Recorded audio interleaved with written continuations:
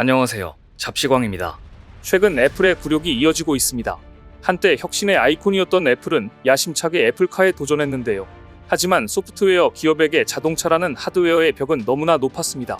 한때 애플카의 제조를 기아자동차에서 맡긴다는 협상을 하기도 했지만 애플이 13조 원을 넘게 쓰고도 결국 포기한 애플카를 두고는 빅테크 사상 최악의 실패라는 혹평이 이어졌습니다. 최근 뉴욕타임스는 애플이 왜 애플카 프로젝트를 중단했는지 그 비하인드 스토리를 게재했는데요. 보도에서 이렇게 지적했습니다. 애플은 애플카 연구에 지금까지 100억 달러, 약 13조 3,700억 원 이상을 소진했다. 그럼에도 불구하고 10년 동안 전력해온 애플카 프로젝트를 중단하기로 결정했는데 사실 애플카 프로젝트는 시작부터 잘못됐다. 애플이 프로젝트 타이탄이라는 이름으로 연구가 시작됐던 지난 2014년은 테크업계에선 자율주행 기술이 본격적으로 각광받기 시작한 해였습니다. 구글이 캘리포니아 공공도로에서 자율주행 테스트에 나섰고 테슬라도 덩치를 키워가던 참이었죠. 이 같은 분위기에 애플은 뒤처지기 싫다는 생각으로 애플카 프로젝트를 시작했다고 합니다. 당시 분위기는 막 성공가도를 달리기 시작한 테슬라가 높은 연봉 등으로 엔지니어를 모집하기 시작할 때였고 애플은 애플워치 개발을 마치고 새로운 프로젝트가 절실한 자사 엔지니어들이 테슬라로 이탈하는 것을 막기 위해 이 프로젝트를 승인했다고 합니다. 그런데 애플은 프로젝트 승인 초기부터 애플카는 적어도 10만 달러 이상의 비싼 가격에 출시될 것이며 테슬라가 시장을 장악하고 한참 후에야 실제 판매가 진행되며 따라서 실질적으로는 큰 이익을 벌어오지 못할 수도 있다는 점을 알았다고 합니다. 그래서 애플 내부에서는 아예 테슬라를 인수하는 방안도 안건으로 올라왔지만 결국 흐지부지 됐다고 하는데요. 뉴욕타임스는 애플이 결국 애플카를 포기한 이유를 이렇게 설명했습니다.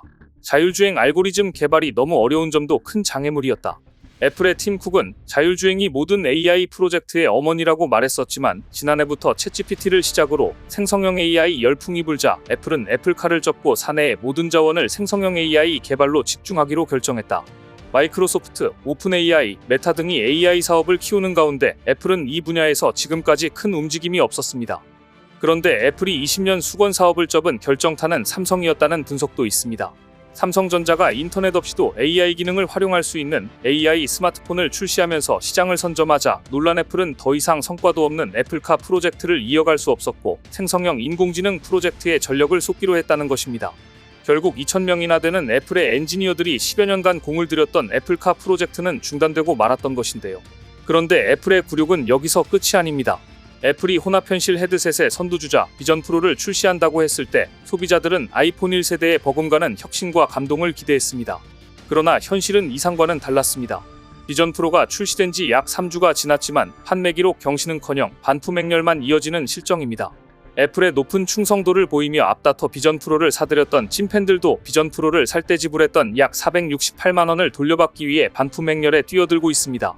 2월 2일 실제 출시 이후 이를 직접 써본 사용자들 사이에서는 역시 아직은 시기상조였다라는 평가가 이어지고 있는데요.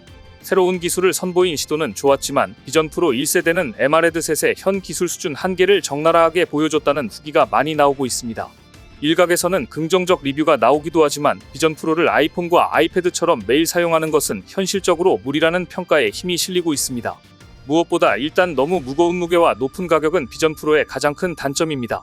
애플의 비전 프로 2 출시는 빨라야 내년 8월로 점쳐지고 있습니다. 애플의 혁신을 고대하는 열혈 팬들에게 영겁의 세월처럼 느껴질 28개월이 애플의 또 다른 도약을 발판이 될 수 있을지 시장에 관심이 집중되고 있습니다.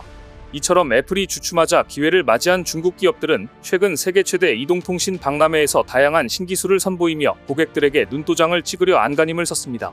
중국 스마트폰 제조사들은 스페인 바르셀로나에서 열린 세계 최대 이동통신 박람회 MWC24 전시장에서 각종 차별화 기능을 내세워 관람객들의 이목을 끄느라 분주했습니다.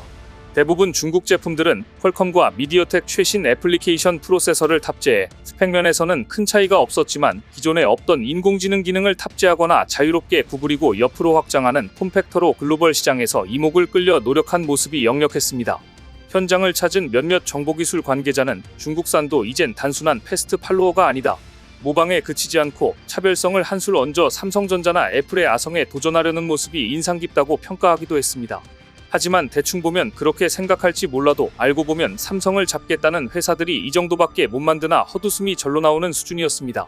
가장 어이없는 제품은 손목에 차고 다니는 벤더블 스마트폰이라며 신제품을 홍보한 중국 모토로라입니다. 모토로라는 차세대 스마트폰 폼팩터로 지목되고 있는 벤더블 폰, 즉 구부릴 수 있는 폰을 자신있게 내놓았지만 일부 기능은 거의 속임수에 가까웠습니다. 보시는 장면은 중국 모토로라의 벤더블 스마트폰을 손목에 착용하는 모습인데요. 처음에는 화면 뒤쪽으로 자유롭게 구부러지는 형태에 많은 관람객이 신기한 듯 쳐다봤습니다. 하지만 현장에서 본 제품 실물은 기능이 기대에 한참 못 미친다는 지적이 쏟아졌습니다. 모토로라의 벤더블 스마트폰은 지난해 공개 당시부터 일명 팔찌 스마트폰으로도 화제가 됐는데요. 처음부터 뒤로 구부리는 형태를 활용해 손목에 채워 팔찌 형태로도 착용할 수 있다고 소개했기 때문입니다. 하지만 손목에 스마트폰을 착용하기 위해선 별도의 자석 팔찌를 차야 했습니다.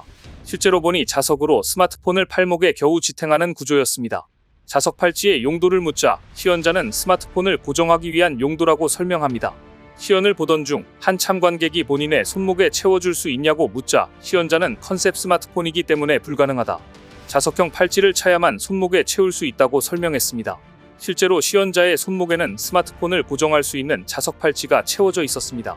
지난해 처음 선보이던 당시 자유롭게 손목에 채울 수 있는 것처럼 소개하던 제품과는 확연히 달랐습니다. 삼성전자가 폴더블 폰 시리즈로 치고 나가자 중국 기업이 꺼낸 대항마가 이 정도밖에 안 되다니, 이 정도밖에 기술 개발이 안 됐으면 아예 시장에 내놓지를 말지. 모토로라의 벤더블 폰은 큰 웃음거리가 되고 말았습니다. 일단 화면을 뒤로 구부려도 변함없는 디스플레이 성능은 좋은 편이었지만 삼성에 비하면 여러 가지 면에서 부족했습니다. 그럼 중국 기업들은 왜 이렇게 완제품도 아닌데 새로운 형태의 스마트폰을 내놓았다고 홍보부터 하는 것일까요?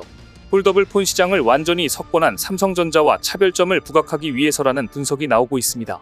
현재까지는 삼성전자의 폴더블 스마트폰이 새 시장을 주도하고 있기 때문입니다. 대만 시장조사업체 트렌드포스에 따르면 지난해 세계 폴더블 스마트폰 출하량 가운데 삼성전자가 시장 점유율 66.4%로 압도적인 선두를 달리고 있고 화웨이가 11.9%로 뒤를 따랐으며 샤오미와 오포, 비보 등 다른 중국 제조사들은 한 자릿수 점유율에 그쳤는데요. 중국 업체는 간신히 쫓아오는 형국입니다. 반면 삼성은 진짜 신기술을 대중들에게 공개했습니다. 최근 삼성은 뜻밖의 스마트폰을 공개했습니다. 손목에 차는 스마트폰이었습니다. 삼성의 신제품을 본 사람들은 진짜 이렇게 나온다면 또 한 번 시장을 선도할 것 같은 예감이 들었습니다. 삼성이야말로 이번 세계 최대 이동통신 박람회 MWC 2024에서 밴드 스마트폰 시제품을 처음으로 공개했는데요. 삼성이 선보인 밴드 스마트폰은 구부러지는 플렉서블 디스플레이 스크린을 갖춘 기기로 반원형으로 구부려 손목에 착용할 수 있었습니다. 또 스마트폰과 스마트워치로 모두 사용할 수 있었습니다. 바 형태로 펼치면 일반적인 스마트폰처럼 사용할 수 있으며 후면에는 카메라도 장착되어 있었고 반원형으로 구부리면 손목에 감아 스마트워치처럼 착용할 수 있었습니다. 하단에는 USB-C 단자와 스피커도 내장된 것을 확인할 수 있습니다. 스마트폰 뒷면에는 많은 홈이 자리 잡고 있으며 이 홈들은 스마트폰을 구부렸을 때 디스플레이를 지지해 부러지지 않게 만드는 역할을 합니다. 또 뒷면에는 카메라와 심박수 모니터가 함께 위치해 손목에 착용하면 심박수 및 기타 건강 정보를 동시에 추적할 수 있습니다. 삼성은 이 밴드 스마트폰을 실제 언제 시장에 출시할지는 아직 확정짓지 않았습니다. 하지만 전문가들은 지난 2019년 삼성전자가 폴더블 폰을 세계 최초로 선보인 이후 스마트폰 외형 혁신에 공을 들이고 있는 만큼 상용화가 그리 멀지는 않을 것으로 보고 있습니다. 삼성이 보여준 밴드 스마트폰과 중국 모토로라가 보여준 삼성 제품과 유사한 팔찌처럼 차고 다니는 밴더블 스마트폰은 여전한 삼성과 중국 업체 간의 격차를 보여주는 듯 했는데요. 삼성보다 먼저 밴더블 스마트폰 세계 최초 타이틀을 차지하기 위한 중국 업체들의 노력이 눈물겹습니다. 오늘 준비한 소식은 여기까지입니다. 댓글을 통한 여러분들의 많은 의견 기다리겠습니다. 시청해주셔서 감사합니다.